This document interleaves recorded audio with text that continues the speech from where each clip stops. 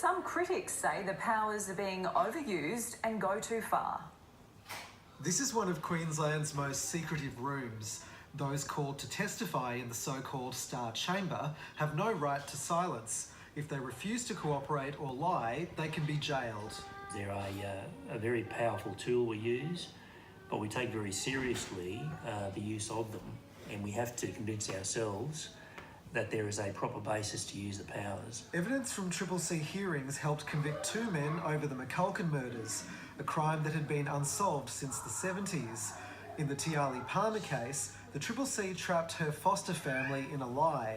Eventually, they gave up the killer, foster father Rick Thorburn. But while there's widespread support for the Star Chamber's use in major investigations, there's also concern the right to silence is being taken away in low-level cases.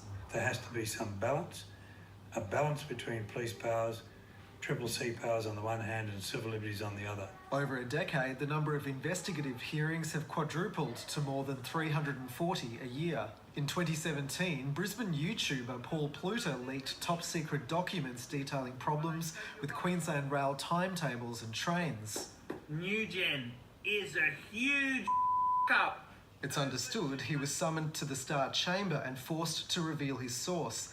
He's since been charged with allegedly revealing he was called to face a hearing. It'd be different if you were talking about a terrorist incident, but this was talking about problems within Queensland Rail that needed in the public interest to be disclosed. People who have access to confidential information are under an obligation of trust not to disclose that without very good reason.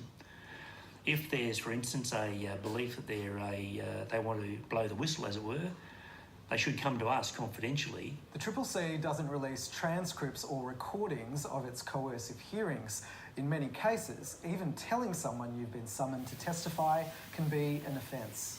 Civil libertarians want the powers reined in, but the CCC insists it's kept in check by the courts and a parliamentary oversight committee.